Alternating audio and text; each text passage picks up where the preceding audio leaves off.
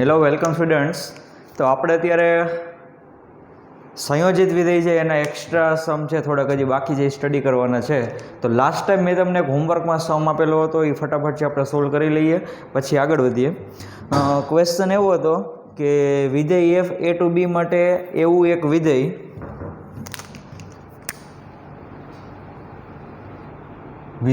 F from a to B માટે એવું એક વિધેય h ફ્રોમ બી ટુ એ મળે, h ફ્રોમ બી ટુ એ મળે કે જેથી f કમ્પોઝિશન h બરોબર IB થાય, f કમ્પોઝિશન h બરાબર IB થાય. તો સાબિત કરો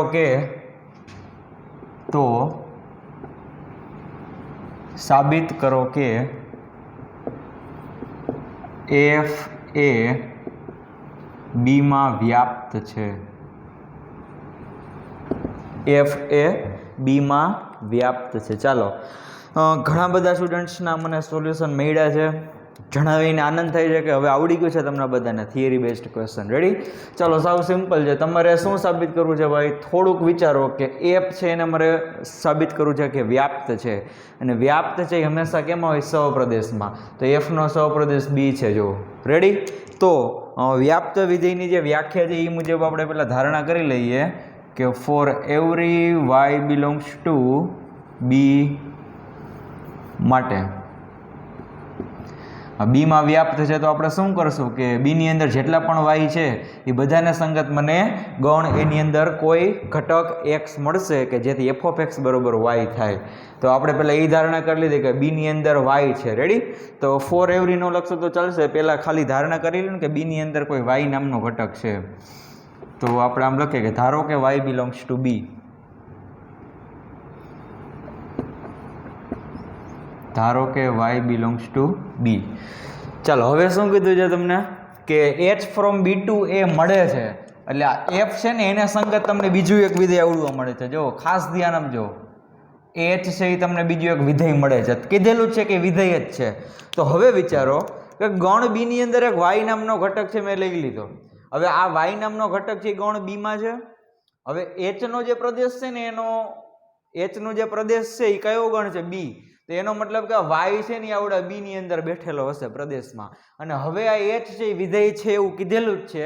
તો એનો મતલબ કે આ બી ની અંદર જે વાય હશે ને વાય એને તમે h અપ્લાય કરી શકો, અને થવું જ જોઈએ, એને h અપ્લાય થવો જ જોઈએ, એની ઇમેજ મળવી જ જોઈએ, તો જ છે આ વિધેય શક્ય બને. ઓકે? તો આ વાય છે એને તમે h અપ્લાય કરશો તો h ઓફ વાય નામની ક્વોન્ટિટી એક તૈયાર થશે મસ્ત મજાની. તો હવે સવાલ એ થાય કે સર h ઓફ વાય બરોબર શું હોય? h ઓફ વાય બરોબર શું લઈ શકાય? તો વિચારો કે h ઓફ વાય એનો મતલબ શું થયો કે y ની ઇમેજ, પણ કયા વિધેય હેઠળ? તો કે h નામના વિધેય હેઠળ. તો હવે એ વિચારો કે h નામનું કોઈ એક વિધેય છે, આ બી માંથી મેં કોઈ એક ઘટક ઉપાડ્યો, તો હવે એની મને ઇમેજ છે કયા ગણમાં મળશે? તો કે યસ, સહપ્રદેશ એ માં. અને એમાં આપણે કેવા પ્રકારના ઘટક ધારીએ છીએ? x છે આપણે ગણ એમાં રાખીએ છીએ. એ એક કોઈ એવું ફિક્સ નથી, પણ આપણે પહેલેથી એક શું કે પરંપરાને અનુસરીએ છીએ. તો એનો મતલબ કે h ઓફ y બરોબર x થાય.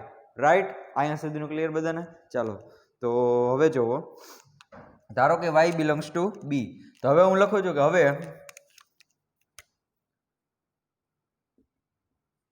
h ફ્રોમ બી ટુ એ વિધેય હોવાથી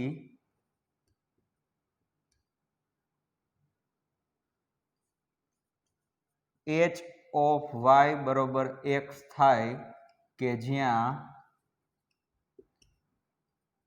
x belongs to A. Ready? શું કર્યું મેં? h ઓફ y બરોબર x થાય, એનો મતલબ કે બી ની અંદર જે y નામનો ઘટક છે એને તમે h અપ્લાય કરશો એટલે h ઓફ y થશે. એનો આન્સર જે સહપ્રદેશમાં છે, આ સહપ્રદેશની અંદર જે બધા ઘટક હશે x જેવા હશે, એટલે h ઓફ y બરોબર x થાય. અને લખી પણ નાખ્યું છે કે x છે કયા ગણની અંદર છે? x બિલોંગ્સ ટુ એ. હવે એ વિચારો કે મારે સાબિત શું કરવું છે, તો કે સર આપણે એવું સાબિત કરવું છે કે એફ છે ને એ બી માં વ્યાપ્ત છે, એફ છે એ બી માં વ્યાપ્ત છે. ઓકે, બસ તો થઈ જશે સાબિત. હવે આ એક્સ એ ગૌણ એની અંદર છે, વિચારજો આ ગૌણ એ છે ને એની અંદર એક્સ હશે તો એક્સ ને હું કયું વિધેય અપ્લાય કરી શકું? એફ નામનું વિધેય. એટલે શું તૈયાર થશે? એફ ઓફ એક્સ, અને એનો આન્સર શું હશે? વાય હશે. એફ ઓફ એક્સ બરોબર વાય જ થાય ને, કારણ કે એનો સહપ્રદેશ પાછો બી છે અને બી માં મેં કયો ઘટક ધાર્યો તો વાય. તો ચાલો હવે અહીંયા લખું છું કે હવે f from a to b વિધેય હોવાથી શું થશે? એફ ઓફ એક્સ બરોબર વાય થાય. ઓકે, પણ આ એક્સ બરોબર પાછું શું છે? H of y. તો ધેરફોર આ એક્સ ની જગ્યાએ હું લખી નાખું છું, જો આવો એક્સ, અને એક્સ બરોબર શું લખી શકાય? H of y. એટલે અહીંયા લખી નાખું છું h of Y is equal to y. Ready? ચાલો તો હવે શું થશે? આ એફ કમ્પોઝિશન એચ થઈ ગયું. રેડી? ઓકે, ચાલો આ આપણે પહેલેથી ન લખી શકીએ કે એફ ઓફ એક્સ બરોબર વાય થાય, એ તો અમારે સાબિત કરવું છે. હવે વિધેય હોવાથી, જો એફ એ ટુ બી છે વિધેય હોવાથી, રેડી? હવે એની અંદર કયો ઘટક છે? એક્સ, એટલે એનો મતલબ આવું થશે હોવાથી એફ ઓફ એક્સ બરાબર. રેડી? હવે આ એક્સ બરોબર તમે આવડું મૂકી દો, એક્સ બરોબર શું લખી શકાય? H of y. એટલે f of h of y, right? ચાલો ઇઝ ઇક્વલ ટુ, હવે અહીંથી બ્રેકેટ હટાવું એટલે કમ્પોઝિશન આવી જશે કે f composition h of y. Ready? પણ એફ કમ્પોઝિશન એચ બરોબર શું છે? આઈબી આપેલું છે, આઈબી. એટલે એ થઈ જશે i b of y. This is nothing but identity function. આ એક તદેવ વિધેય છે. તદેવ વિધેય કોને કહેવાય? તો કે જે ઇનપુટ તમે રાખો એથી તમને આઉટપુટ મળે. તો અહીંયા ઇનપુટમાં મારો વાય છે તો મને શું મળશે? વાય.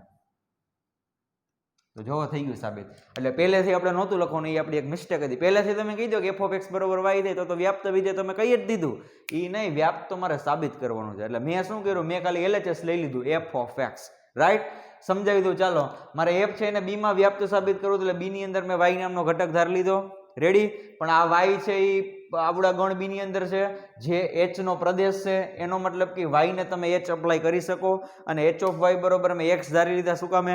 કારણ કે એક્સ બિલોંગ્સ ટુ એ હશે, કારણ કે એચ નો સહપ્રદેશ શું છે? એ. એટલે હવે મને ખબર પડી કે ગણ એની અંદર એક્સ હશે. આ ગણ એની અંદર એક્સ હોય તો એક્સ ને હું શું અપ્લાય કરી શકું? વિધેય એફ. એટલે મેં અપ્લાય કરી દીધું કે એફ ઓફ એક્સ. પછી ખબર પડી કે એક્સ બરોબર તો શું છે હકીકતમાં? H of y. અહીંથી બ્રેકેટ નીકળી ગયું એટલે કમ્પોઝિશન. કમ્પોઝિશન બરોબર તમને આપેલું છે આઈબી. આઈબી એટલે તદ્દન વિધેય. ફાઇનલ આન્સર આવ્યો વાય. તો હવે તમે લખી શકો કે આમ એવરી વાય બિલોંગ્સ ટુ, આમ એવરી વાય બિલોંગ્સ ટુ બી ને સંગત કોઈક એક્સ બિલોંગ્સ ટુ એ મળે કે જેથી એફ ઓફ એક્સ બરોબર વાય થાય. તેથી એફ એ બી માં વ્યાપ્ત છે. રેડી? ચાલો લખી નાખો ફટાફટ. એવું લાગે તો સ્ક્રીનશોટ લઈ લો. ચાલો ફટાફટ સ્ક્રીનશોટ લઈ લ્યો.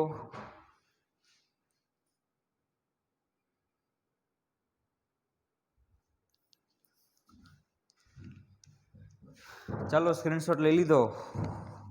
તો આગળ વધી. હવે લાસ્ટ 2 ક્વેશ્ચન કરાવવા છે, 2 થી 3 ક્વેશ્ચન.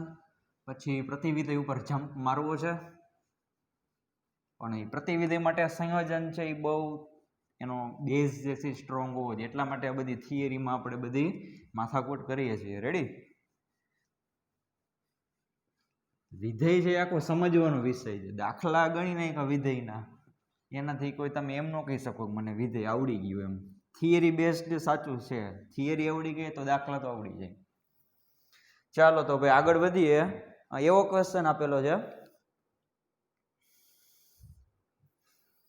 આ પણ સાબિત કરવાના જ છે ક્વેશ્ચન કે જો એફ એ ટુ બી અને જી બી ટુ સી એક એક વિધેયો હોય,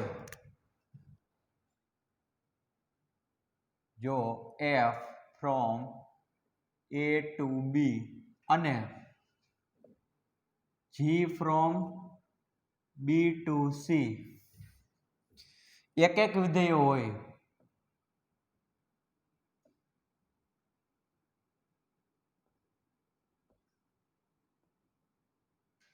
એક એક વિધેયો હોય તો સાબિત કરો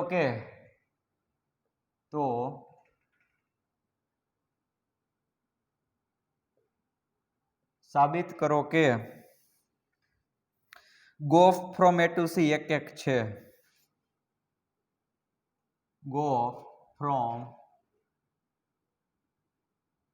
એ ટુ સી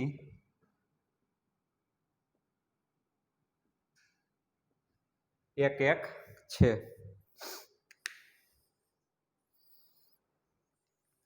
ચાલો, બહુ મસ્ત મજાનો ક્વેશ્ચન છે, ઈઝી છે. જો તમને અત્યારે આની પહેલા તો સ્ટાર્ટિંગમાં મેં જે ઓલા 4 ક્વેશ્ચન કરાવ્યા હતા, એક મેઇન ક્વેશ્ચન હોય ને એની અંદર પેટા ક્વેશ્ચન 4 હતા, એમાં ઊંધું હતું. તમને એમ કીધું હતું કે ગોફ ફ્રોમ એ ટુ સી એક એક હોય તો સાબિત કરો કે અંદરનો વિધેય એક એક હોય, એટલે કે એફ એક એક હોય. આ વખતે શું કર્યું છે, બેય જે વિધેય છે ને એક એક આપેલા છે, તો સવાલ જ નથી યાર, સંયોજન એક એક થાય જ. બેય વિધેય એક એક છે તો સંયોજન એક એક થવાનું જ છે. પણ પ્રેક્ટિકલી તમે સમજી ગયા, પણ થિયોરેટિકલી કઈ રીતના પ્રૂવ કરશો?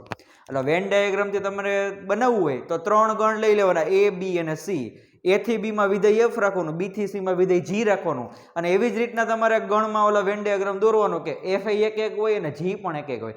એનો મતલબ કે બધાના આન્સર જુદા જુદા હોવા જોઈએ. તો ઓબ્વિયસ છે ગોફ છે એક એક થવાનું જ છે, પણ તો એ સાબિત કરી દઈએ આપણે. ચાલો જો, મારે સાબિત શું કરવું છે કે ગોફ એક એક છે, એટલે એના પ્રદેશમાંથી મારે બે ઘટક લેવા પડે, x1 અને x2, કારણ કે પ્રદેશ એ છે, એમાં આપણે x નામના ઘટક રાખીએ છીએ. એટલે હું ધારી લઈશ કે ધારો કે x1 x2 બિલોંગ્સ ટુ એ. પછી હું શું કરીશ કે ગોફ ઓફ x1 બરાબર ગોફ ઓફ x2, અને ફાઇનલી હું પ્રૂવ કરીશ કે x1 બરાબર x2. ચાલો, તો ધારો કે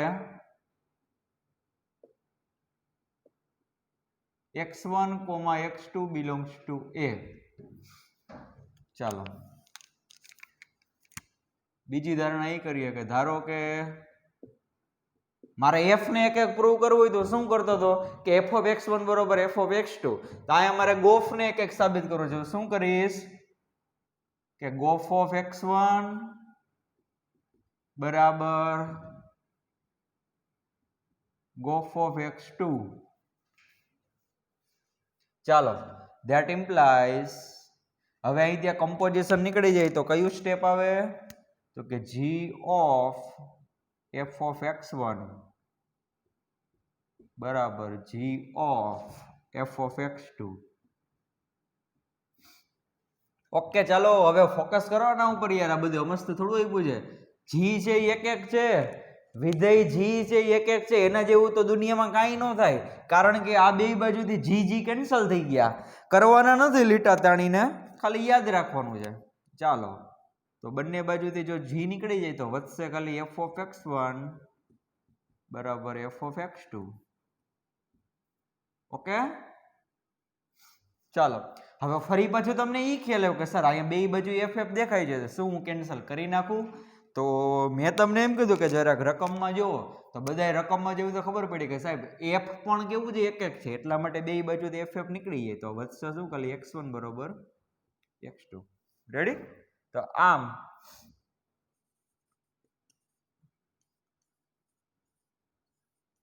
ગોફ ઓફ x1 બરાબર ગોફ of x2, that implies x1 બરોબર x2, અને આવું કોના માટે થશે? For every x1 x2 belongs to a. તેથી તમે કહી શકો કે તેથી go from a to c, go from a to c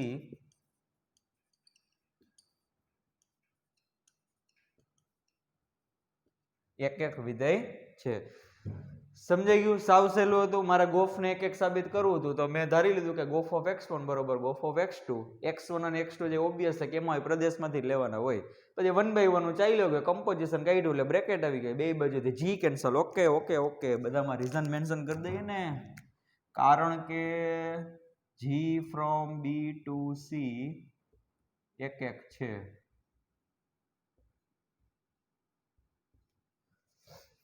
આમાં લખી નાખીએ,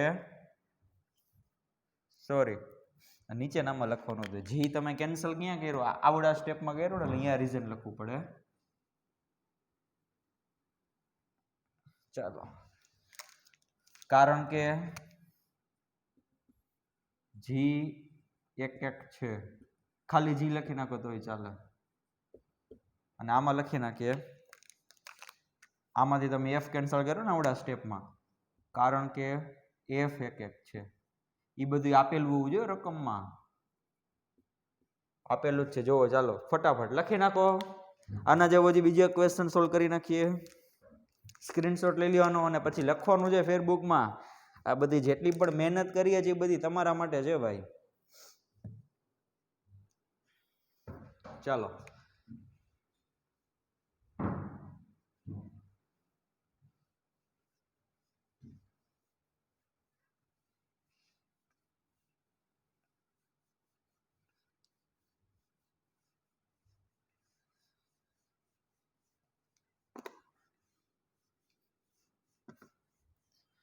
એના પછીનો ક્વેશ્ચન. એમાં એવું છે કે એફ અને જી બે વ્યાપ્ત હોય તો ગોફ વ્યાપ્ત થાય. ઓબ્વિયસ છે, બે વિધેય વ્યાપ્ત હોય તો સંયોજન પણ વ્યાપ્ત જ થવાનું છે. તેમ છતાં આપણે સાબિત કરી દઈએ એટલે તમને કઈ મનમાં એવું રીએ નહીં, બરોબર? ચાલો, એનો ક્વેશ્ચન આવો છે કે જો F from a to B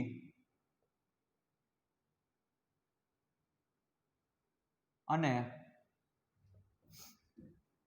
G from B two C વ્યાપ્ત વિધેયો હોય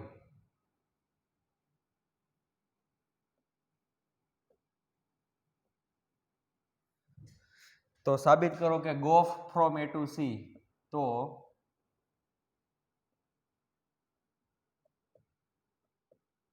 સાબિત કરો કે ગોફ ફ્રોમ એ ટુ સી વ્યાપ્ત વિધેય છે.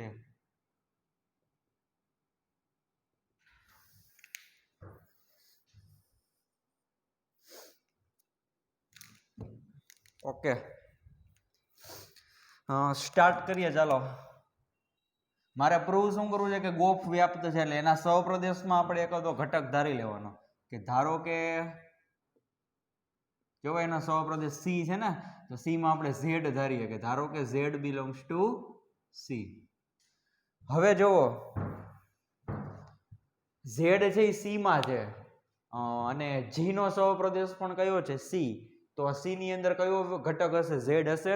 પણ હવે તમને ક્વેશ્ચનમાં કીધેલું છે કે જી વ્યાપ્ત છે, તો એનો મતલબ કે સી ની અંદર જે ઝેડ નામનો ઘટક છે ને, એ બધાય ઝેડ ને સંગત તમને ગૌણ બી ની અંદર વાય મળે કે જેથી જી ઓફ વાય બરોબર ઝેડ થાય. આવું જી વ્યાપ્ત વિધેય છે, એની આખી ડેફિનેશન બોલી ગયો. ચાલો લખી નાખું. હવે જી ફ્રોમ બી ટુ સી વ્યાપ્ત હોવાથી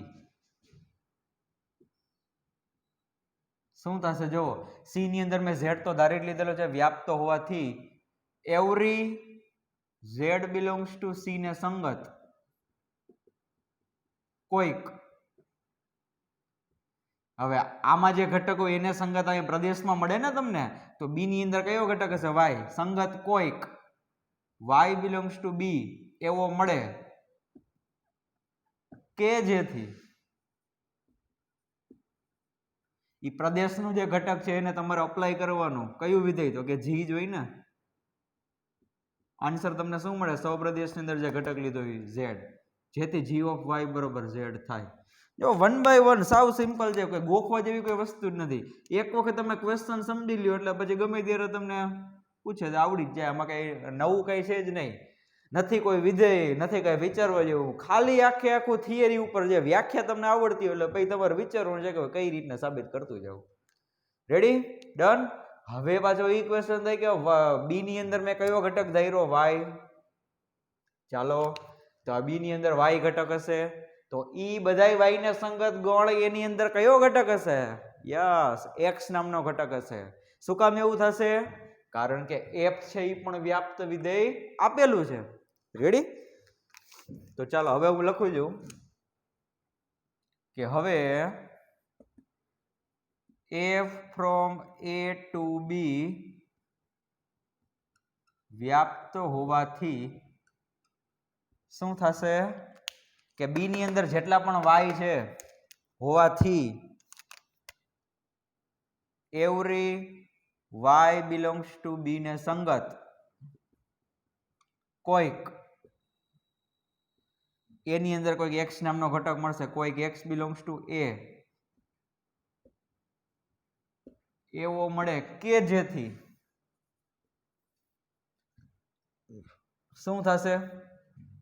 ઈ પ્રદેશની અંદર તમે જે ઘટક ધાર્યો એક્સ એને તમારે કયું વિધેય કરવાનું? એ અપ્લાય કરવાનું એફ. એનો આન્સર શું હશે? સો પ્રદેશની અંદર જે ઘટક હોય એ, એટલે કે એફ ઓફ એક્સ બરોબર વાય થાય. ચાલો, આ બે રિઝલ્ટ ખાસ સાચવજો. જી ઓફ વાય બરોબર ઝેડ અને એફ ઓફ એક્સ બરોબર વાય. હવે મારે શું સાબિત કરવાનું છે ભાઈ? મારો મેઇન ટાર્ગેટ તમે મને બતાવો સાહેબ. મારે એવું સાબિત કરવું છે કે ગોફ દેખો તો બધા, ગોફ છે એ વ્યાપ્ત છે એવું મારે સાબિત કરવું છે. ગોફ છે એ વ્યાપ્ત વિધિ જેવું સાબિત કરવું હોય તો મારી વ્યાખ્યા શું બને કે every z belongs to c ને સંગત કોઈક એક્સ બિલોંગ્સ ટુ એ એવો મળે કે જેથી ઈ એક્સ ને આપણે ગોફ અપ્લાય કરીએ એટલે કે ગોફ ઓફ એક્સ, એનો આન્સર આવવો જોઈએ ઝેડ. અલ્ટિમેટલી મારે આવું સાબિત કરવું છે. જો તમારો ટાર્ગેટ કહી દઉં, મારે સાબિત આવું કરવું છે કે જી કમ્પોઝિશન એફ ઓફ એક્સ બરાબર ઝેડ. મારે આવું સાબિત કરવું છે. જોઈ લ્યો, આ સી ની અંદર ઝેડ છે, એની અંદર એક્સ છે, તો બધાય ઝેડ ને સંગત મને એક્સ મળશે કે જેથી ગોફ ઓફ એક્સ બરાબર શું થાય? ઝેડ થાય. ઓકે, તો વ્યાખ્યાનું સ્ટાર્ટિંગ તો કરી દઉં છું, અથવા તો ડાયરેક્ટ આપણે પેલા ચેક કરી લઈએ. LHS બરોબર આ રીતે સ્ટાર્ટિંગ અહીંથી કરીએ. G o f of x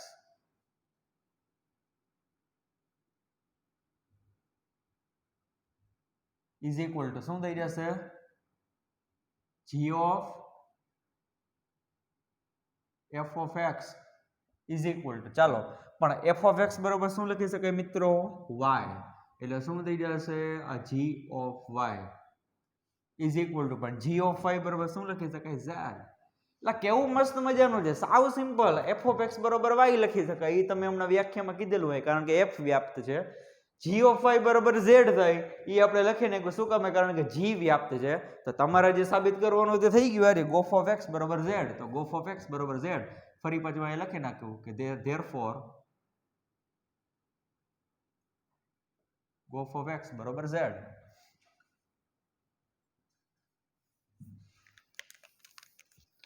hence proved.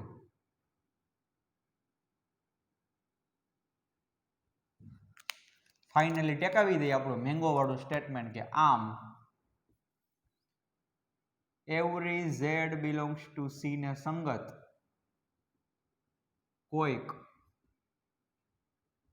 X belongs to એ એવો મળે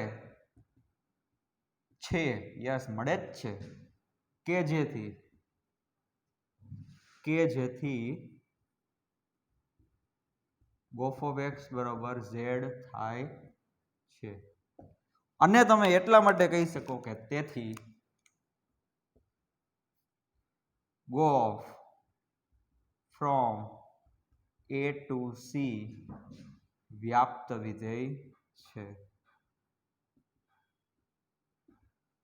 પંજાબીમાં કહે ને કે તુને તો દિલ ખુશ કર દેતા, આ એના જેવું છે બધું. થિયરી આવડી એટલે તમને એમ થઈ જાય કે ના યસ હવે સંયોજનમાં જઈએ, કોઈ સેચ્યુરેશન લેવલ આવ્યું. રેડી?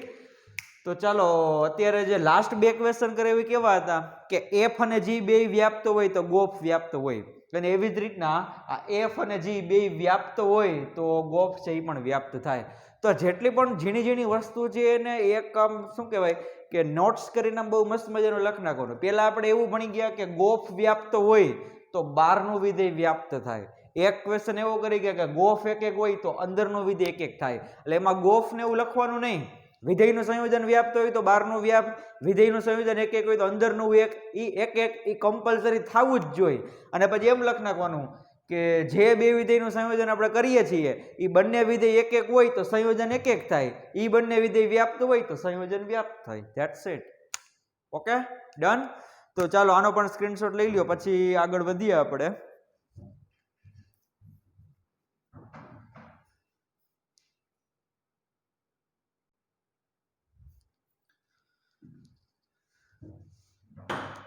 ચાલો તો લખાઈ ગયું હશે.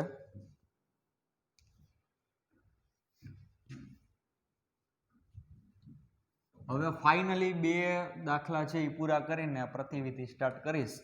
હવેના જે બે ક્વેશ્ચન જે છે એ પણ સાબિત કરવાના જ છે, પણ એ મારા પ્રતિવિધેયનો બેઝ છે. કહી શકાય ને કે ઈંટ સિમેન્ટ રેતી તમે જે ગણતા હોય તે મારે આખું ફાઉન્ડેશન તૈયાર કરવું છે પ્રતિવિધેય માટેનું.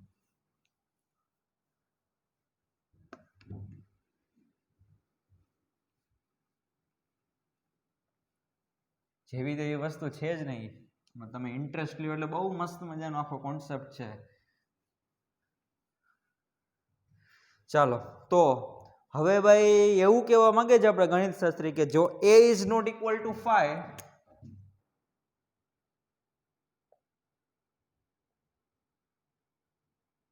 અને b is not equal to 5 અને f a ટુ b એક એક વિધેય હોય તો, અને f from a to b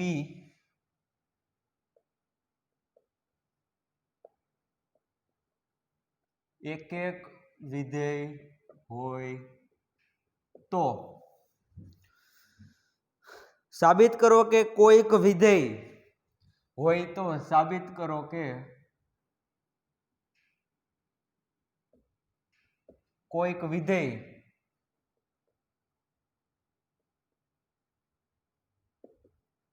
g from b to a એવું મળે કે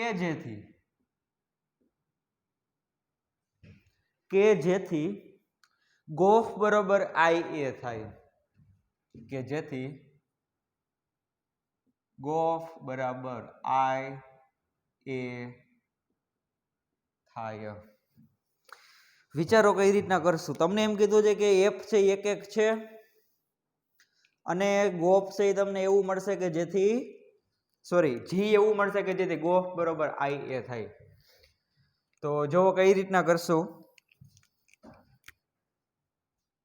આ દાખલો જે બહુ બધાને સ્ટાર કહી શકાય એવો છે, કારણ કે મારી જે પ્રતિવિધિની વ્યાખ્યા છે ને એમાં જે આપણી વ્યાખ્યા જે છે એમાં આ પ્રકારનું કંઈક આવશે. એ જ્યારે વ્યાખ્યા હું તમને સમજાવી દઉં ને પ્રતિવિધિની ત્યારે તમને યાદ કરાવીશ કે આની પહેલાનો દાખલો યાદ કરો. Okay, done. ચાલો તો હવે શું કીધેલું છે પહેલા તમારે સાબિત કરવાનું છે ગોફ બરોબર ia.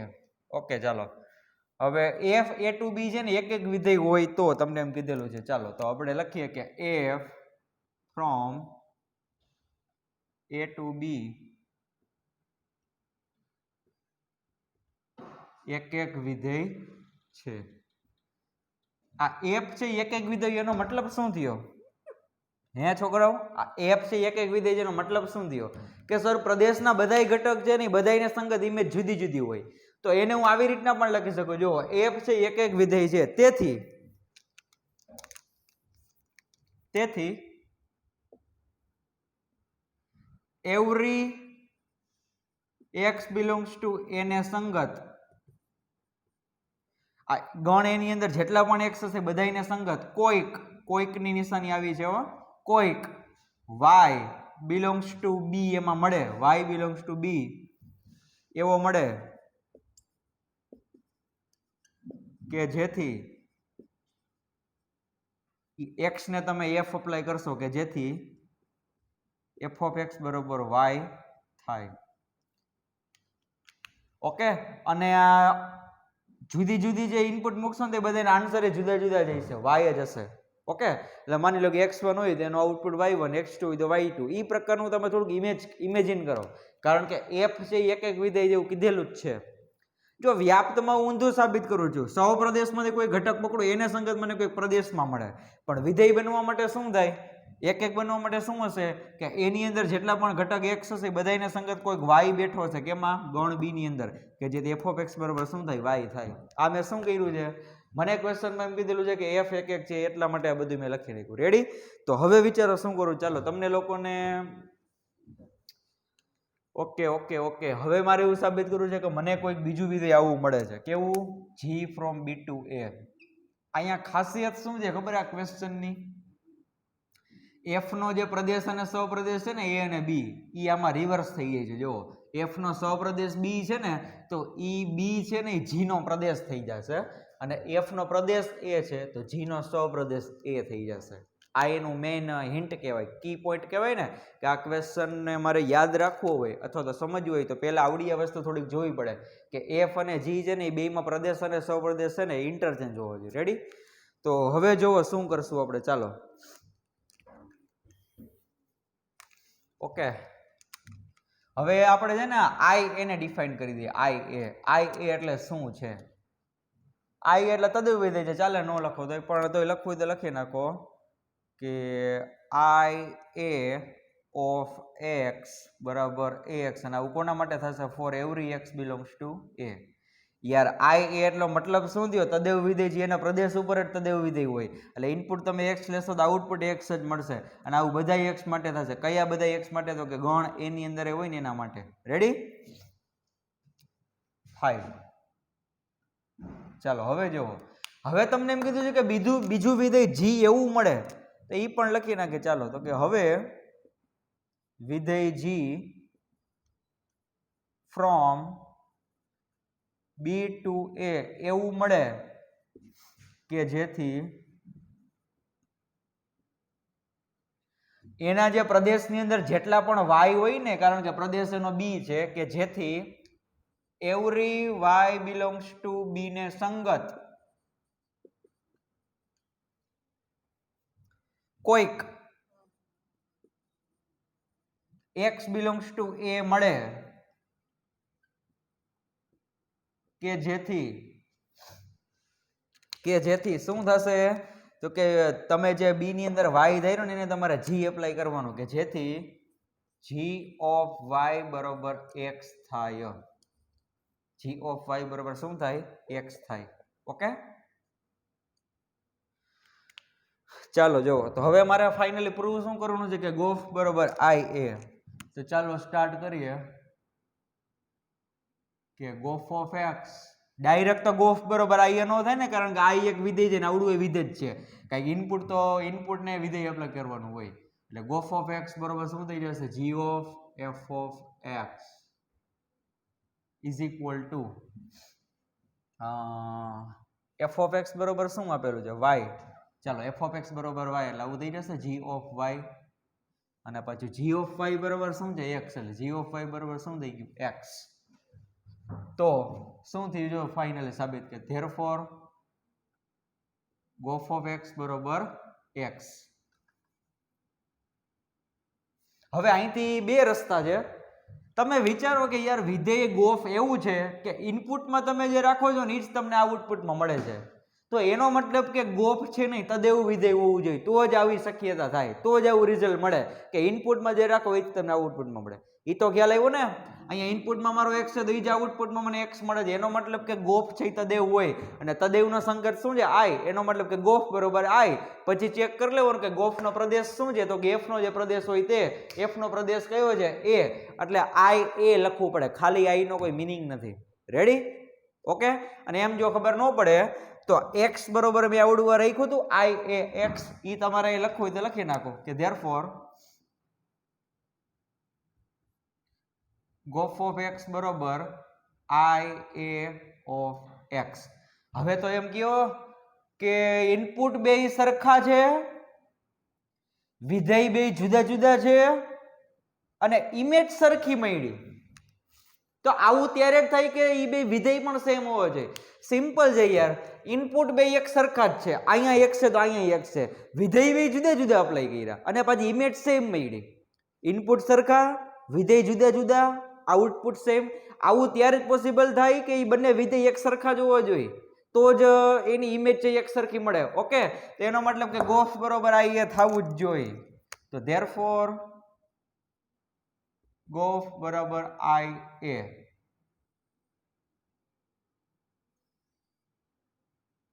એમ જો ન ખબર પડે તો અહીંથી મેં તમને કહી દીધું હતું કે ગોફ ઓફ એક્સ બરોબર એક્સ, એનો મતલબ કે ઇનપુટમાં જે રાખો જે આઉટપુટમાં મળે છે, તો કહી શકાય કે ગોફ છે તદેવ વિધેય છે. ગોફ છે તદેવ વિધેય આવી રીતના લખી શકાય કે ગોફ બરોબર આઈ એ. પૂરી થઈ ગઈ વાત. ઓકે, તો ચલો ફટાફટ જઈને નોટ ડાઉન કરી લ્યો, પછી તમને બીજી એક વાત કહું આમાં.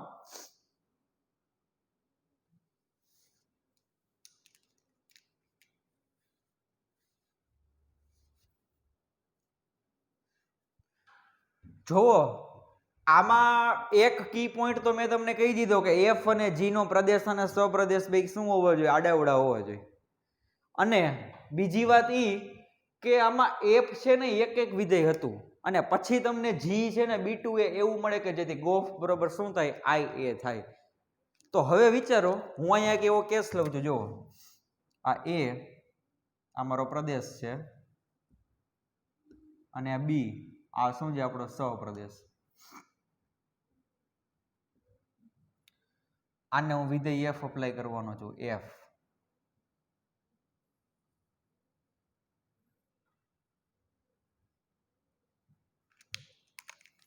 અહીંયા છે 1 2 3 4, અહીંયા છે A B C અને D. ચલો, 1 જે કનેક્ટ થઈ જાય A સાથે,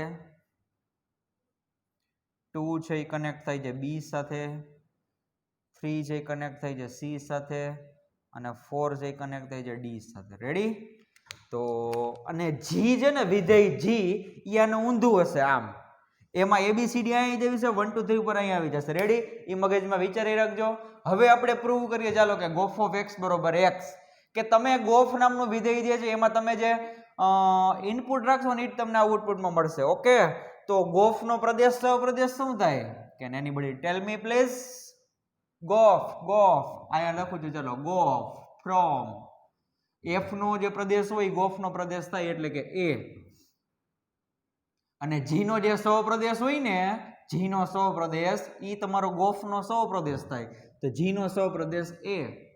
યસ, ગોફ છે એના પ્રદેશ સ્વપ્રદેશ બે સરખા છે, A to A. એનો મતલબ કે એના જે ચારેય ઘટક છે ચારે ચારને મારે શું અપ્લાય કરવાનું થશે? ગોફ. ઓકે, તો ફટાફટ કરીએ. પેલું કે ગોફ ઓફ 1 એટલે આના બરોબર શું થઈ જશે? G of F of 1. Okay, ready? G of F of 1. F of 1 એટલે 1 ની ઇમેજ વિધેય F હેઠળ, આ 1 ની ઇમેજ વિધેય F હેઠળ શું આવશે? A, એટલે કે G ઓફ A. હવે યાર વિધેય G છે એનું ઊંધું હશે. 1 ની ઇમેજ A આવે છે ને, તો G માં ઓકે ચાલો આવડું બધું ભૂસી જ નાખું હું. આ બાજુનું ભૂસી નાખું. ચાલો વધારે તમને આઈડિયા આવે.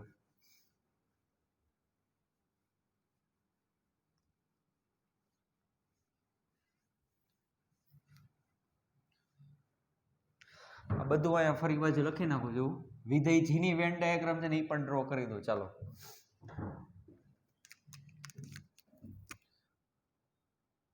એમાં B છે ને પ્રદેશ હશે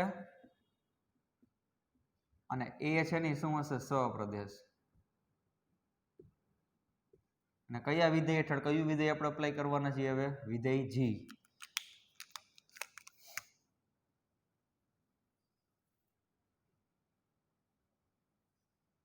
ચાલો, B છે, B માં આપણે ABCD રાખ્યા હતા ને, A B C અને D. આમાં જે 1 2 3 4. હવે F છે ને એમાં શું થશે? 1 ની ઇમેજ A મળે છે, તો વિધેય G માં A ની ઇમેજ 1 મળતી હશે. કારણ કે તમે અહીંયા જ્યારે લખ્યું ને ત્યારે એવું જ બધું લખ્યું હતું કે f ઓફ x બરોબર y થાય અને ઈ y ને સંગત કોઈક વિધેય G મળશે કે જેથી G ઓફ y બરોબર x થાય. જુઓ તમે અહીંયા હમણાં એવું લખ્યું હતું કે f ઓફ x બરોબર y થાય અને જી ઓફ વાય બરોબર શું થાય? એક્સ થાય. તો હવે આમાં એક્સ બરોબર તમે 1 મૂકી દો. ચાલો તો શું થઈ જશે કે એફ ઓફ 1, 1 નો આન્સર શું આવે છે? એ. ઓકે, તો ઈ જ વાય છે ને, હવે એને તમારે જી એપ્લાય કરો. એટલે ઈ જ એ હોય ને એને તમારે શું એપ્લાય કરવાનું? જી. તો એનો આન્સર તમે એક્સ આપ્યો, તો એનો મતલબ અહીંયા એફ ની અંદર બ્રેકેટમાં હોય તમારો આન્સર આવે. એફ ની અંદર બ્રેકેટમાં 1 હતા. રેડી? ખ્યાલ આવે છે યાર? તમે સમજો કે 1 ની ઇમેજ એ મળે છે પણ વિધેય એફ હેઠળ, એટલે આવું થાય એફ ઓફ 1 બરોબર એ. હવે અહીંયા મેં ધારણા જેવી કરી હતી કે જી ઓફ વાય બરોબર એક્સ થાય, એનો મતલબ કે એફ નું જે આઉટપુટ છે, એફ નું આઉટપુટ એ હતું, ઈ એને તમારે જી એપ્લાય કરવાનો, અને એનું આઉટપુટ શું આવશે? કોનું? વિધેય જી નું. એનું આઉટપુટ શું આવશે? તો કે એફ નું જે ઇનપુટ હોય ને એ આવે. ઓકે, તો 1 નું આઉટપુટ એ, એનું આઉટપુટ 1. ચાલો તો આ એ નું આઉટપુટ 1, 2 નું આઉટપુટ બી, પણ વિધેય જી માં ઊંધું થશે, બી નું આઉટપુટ 2. એવી જ રીતના હું બધાયનું લખી દઉં છું, બધામાં બોલતો નથી.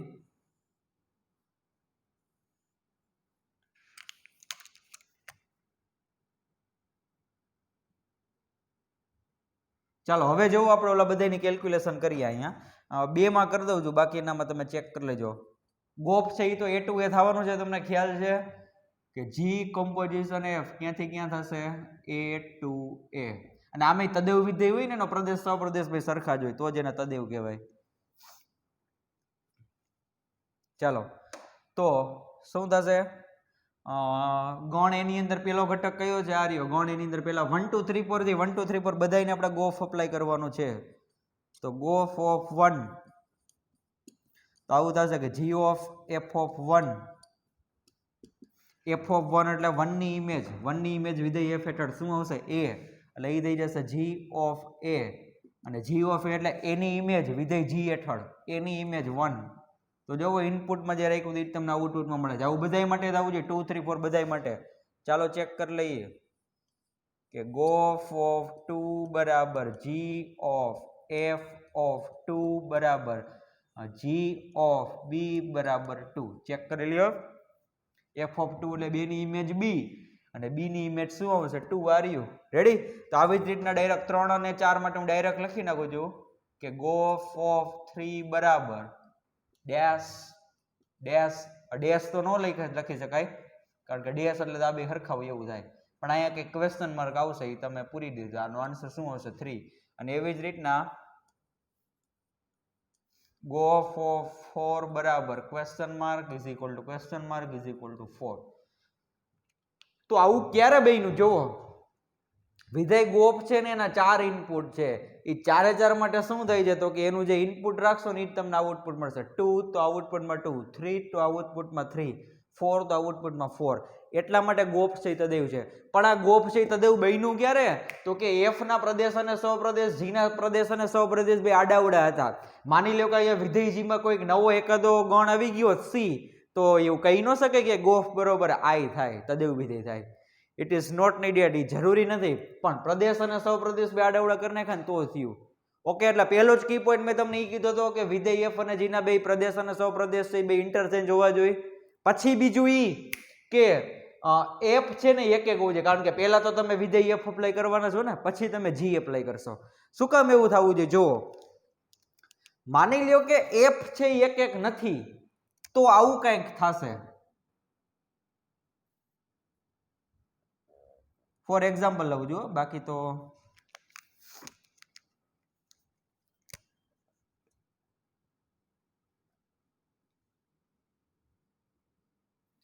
જો એફ છે, સોરી યસ, એફ છે એક એક નો હોય તો એનો મતલબ કે એફ ની અંદર કોઈક એવા બે જુદા જુદા ઘટક મળશે કે જેની ઇમેજ કેવી હોય? સેમ.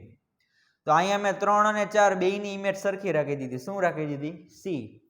તો હવે વિચારો કે એફ છે અહીંયા એક એક નથી.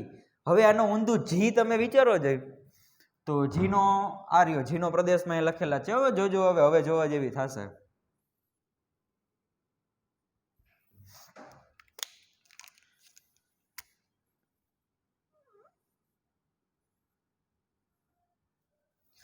હવે જો એબીસીડી મેં લખી નહીં કે એબીસીડી લખાઈ ગયા.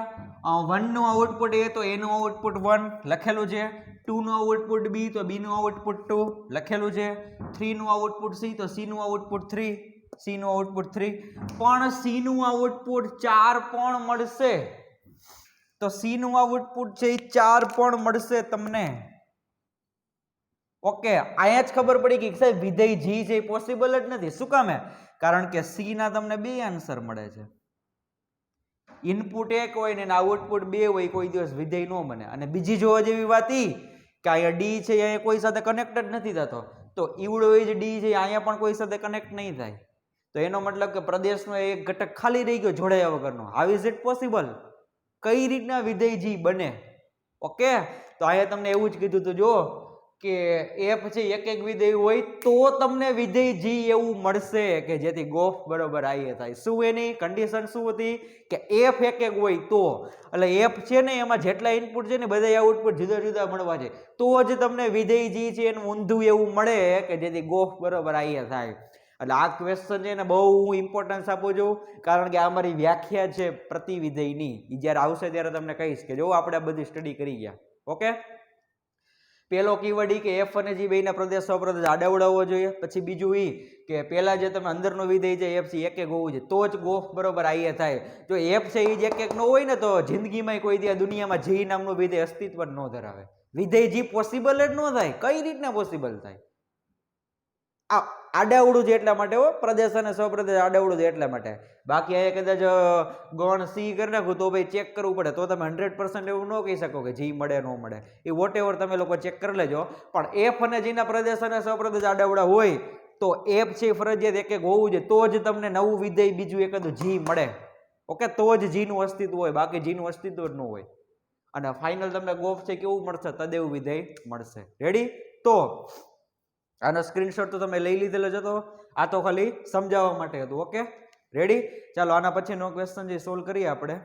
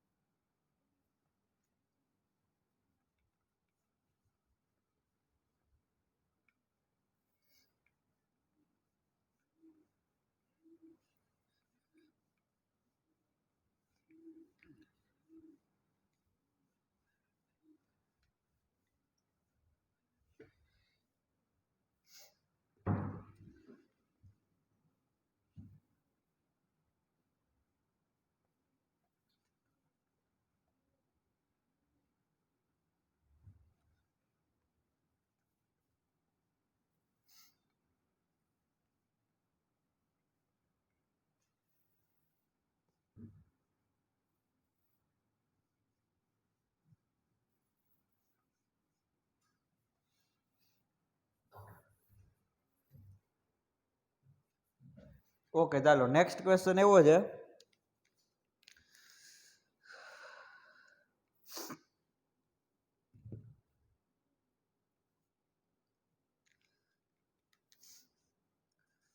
કે a is not equal to 5, b is not equal to 5 અને f a to b વ્યાપ્ત વિધેય હોય.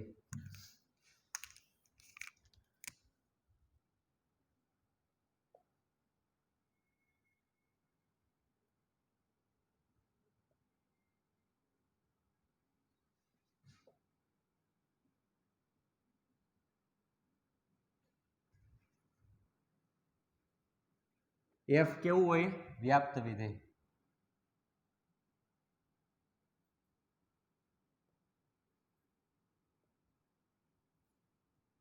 f from a to b વ્યાપ્ત વિધેય હોય તો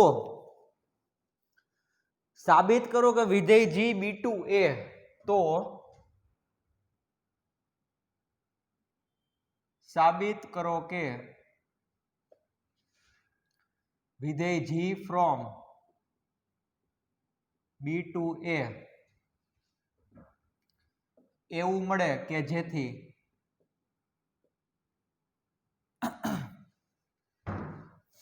ગો ફોગ બરોબર IB થાય. શું થાય? કે જેથી ફોગ બરાબર IB થાય. ચાલો જો મારે ફોગ બરોબર IB પ્રૂવ કરવું છે, તો પહેલા IB ને હું ડિફાઇન કરી દઉં કે અહીં IB એ ક્યાંથી ક્યાં હોય? બી ટુ બી માં જ હોય. મેં તમને કીધું હતું તદેવ વિધેયનો પ્રદેશ સપ્રદેશ સરખા હોય. અને એનું શું થશે? જો આ વખતે બી ની અંદર આપણે વાય નામનો ઘટક લેશું એટલે આઈ બી ઓફ વાય બરોબર વાય લખવું છું. અને આવું કોના માટે થશે? For every y belongs to b. Ready? આ તદેવ વિધેય છે, સિમ્પલ છે. આઈ બી તદેવ વિધેય બી થી બી માં જ હોય અને બી ની અંદર આપણે વાય નામનો ઘટક લેશું એટલે જે ઇનપુટ હોય એ જ તમારો આઉટપુટ વાય અને આવું પાછું બધાય વાય માટે થશે. હવે મારે એવું સાબિત કરવાનું છે કે ફોગ બરોબર આઈ બી, પણ પહેલા આના ઉપર ફોકસ કરો. પક્ષ તમને શું આપેલો છે? પક્ષમાં એવું કીધેલું છે કે એફ એ ટુ બી છે ને એ વ્યાપ્ત છે. જુઓ તો એનું પહેલા આપણે બધી હું શું લખી નાખીએ વ્યાખ્યાની રીતે કે અહીં એફ ફ્રોમ એ ટુ બી વ્યાપ્ત વિધેય હોવાથી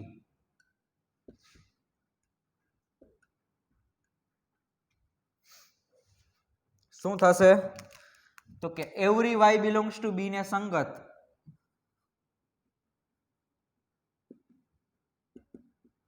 કોઈક એક્સ બિલોંગ્સ ટુ એ એવો મળે કે જેથી શું થશે? પ્રદેશની અંદર કયો ઘટક લીધો? એક્સ. કે જેથી એફ ઓફ એક્સ બરોબર વાય થાય. રાઈટ? ઓકે, ચાલો. હવે તમને એમ કીધું છે કે દુનિયાની અંદર બીજું એક વિધેય જી એવું તમને મળશે. આ જી છે એ ક્યાંથી ક્યાં છે? બી ટુ એ એવું મળે એટલે એ જી ને તમારે કેવું પડશે કે ભાઈ એફ છે એ તો એ થી બી હતો જ, એ વ્યાપ્ત વિધેય પણ છે. એને સંગત હવે તમને બીજું વિધેય જી મળશે એટલે વિધેય જી નું અસ્તિત્વ છે એ તમને મળવું જોઈએ. એટલા માટે હવે લખું છું કે હવે જી ફ્રોમ બી ટુ એ એવું મળે કે જેથી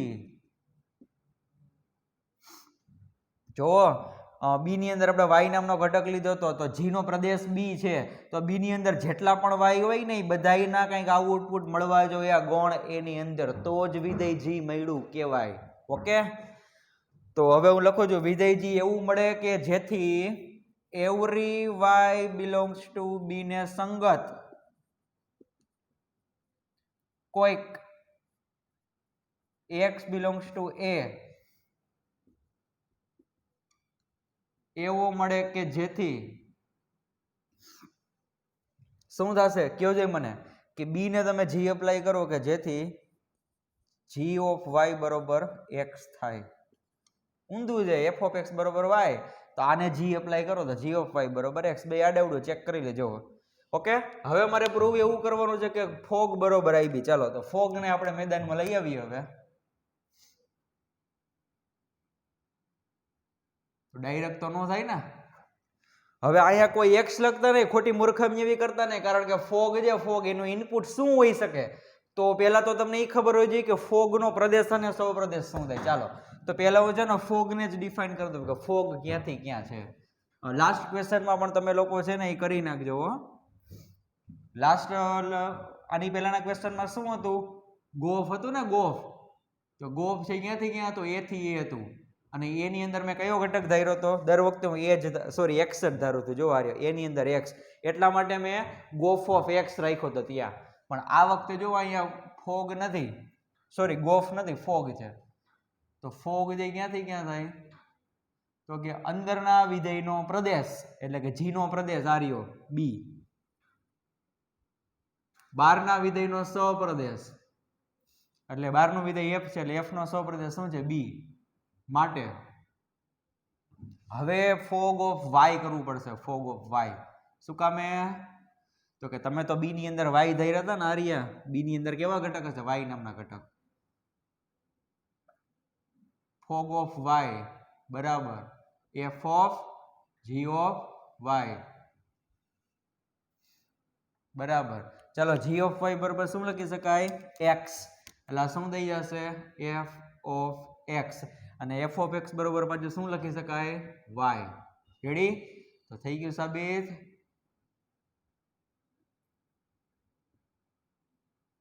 એફ ઓફ એક્સ બરોબર વાય.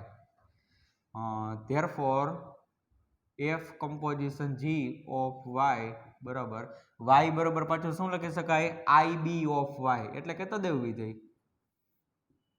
તમારે ડાયરેક્ટ લખવું હોય તો લખી શકો, I don't have any problem. કારણ કે ફોગનું જે ઇનપુટ જે છે એ જ તમને આઉટપુટ મળશે. એનો મતલબ કે ફોગ જે તદેવ વિધેય છે અને ફોગ જો તદેવ વિધેય હોય તો એને આમ લખી શકાય કે તેથી ફોગ બરોબર આઈ બી. અહીંયા ક્યારે બી આવે ક્યારે એ આવે એ હવે તમને ખ્યાલ છે.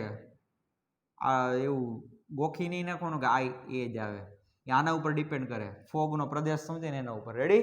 તો ફોગ બરોબર શું થઈ ગયું? આઈ બી થઈ ગયું. આમાં પણ તમારો કી પોઈન્ટ શું છે કે એફ અને જી બેના પ્રદેશ સહપ્રદેશ બે આડાઅવળા હોવા જોઈએ અને પાછું એફ છે એ વ્યાપ્ત વિધેય હોવું જોઈએ તો જ આ દુનિયાની અંદર કોઈ જી નામનું વિધેય અસ્તિત્વ ધરાવતું હોય કે જેથી ફોગ બરોબર આઈ બી થાય એટલે કે તદેવ વિધેય થાય. ઓકે, સમજાઈ ગયું? ચાલો સમજાવી દો. માની લો કે વ્યાપ્ત વિધેય ન હોય તો શું થાય? જાઓ ફટાફટ. એ અને બી આ વિધેય એફ હશે, બી અને એ આ વિધેય જી હશે.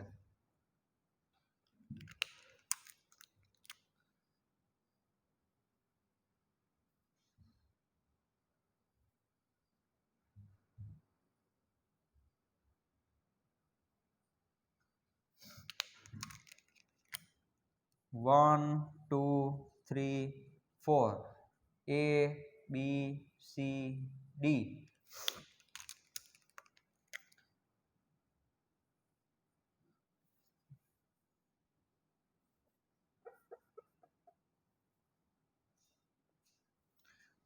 ટુ નું આઉટપુટ બી અને 3 નું આઉટપુટ સી. હવે આ એબીસીડી જે અહીંયા આપણે લખવાના થાય કે એ બી સી અને ડી. આ 1 2 3 જે અહીંયા લખવાના થાય કે 1 2 3. તો 1 નો આન્સર એ તો એનો આન્સર 1 આવશે.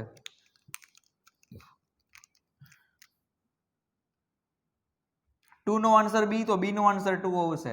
બી નો આન્સર 2 એટલે કે બી જે 2 સાથે કનેક્ટ થશે. 3 નો આન્સર સી તો સી જે 3 સાથે કનેક્ટ થશે. ચાલો ચાલો ચાલો. હવે અહીંયા ડી જે કોઈ સાથે કનેક્ટેડ નથી તો એનો મતલબ કે ડી નો આન્સર અહીંયા કાંઈ નહીં આવે. તો આ ડી છે એ તો પ્રદેશની અંદર છે ને. આ વિધેય જી માટે તો પ્રદેશની અંદર થયો ને આવડો ડી. તો પ્રદેશનો એક ઘટક રહી જાય છે જોડાયા વગર. તો એ કઈ રીતના પોસિબલ થાય?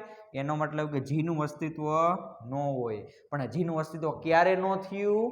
કારણ કે અહીંયા એફ છે એ વ્યાપ્ત વિધેય નહોતો જોયો. એફમાં ડી નામનો ઘટક છે ને એને સંગત અહીંયા કોઈ મળતું જ નથી. ક્વેશ્ચન માર્ક કોઈ નથી અહીંયા. કોઈ નથી અહીંયા. સમજાણું?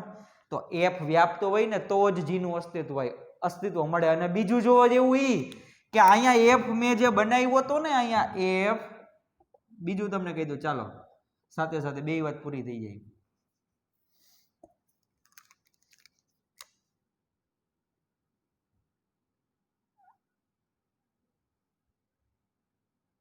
જોવો આ બીજી વસ્તુ ઈ કે અહીંયા એફ મેં જે બનાવેલો છે ને એફ ઈ પાછું એક એક રાખ્યો છે. સમજી શકો છો તમે? એફ છે મેં એક એક રાખેલો છે. માની લ્યો કે આ એફ નું એક એક ન રાખવું, આ એફ છે એનું એક એક ન રાખવું અને હું આવું કંઈક કરી દઉં તો પણ પાછો એ જ પ્રશ્ન આવશે. તો અહીંયા સી જે કોઈ સાથે કનેક્ટ નહીં થાય. હાલો ભાઈ ભૂલી જાઓ. એમાં તો બે ઘટક રહી ગયા જોડાયા વગરના. તો આની પહેલાનો ક્વેશ્ચન અને આવડો ક્વેશ્ચન બે મર્જ કરો, બે ભેગા કરો ત્યારે તમને ખ્યાલ આવશે. આની પહેલાના ક્વેશ્ચનમાં પણ એફ અને જી ના પ્રદેશ સહપ્રદેશ આડાઅવળા હતા ને એ પણ આ જ રીતના હતા. એ ટુ બી અને બી ટુ એ. એમાં એફ એક એક હતું ત્યારે તમને ગોફ બરોબર આઈ મળ્યા.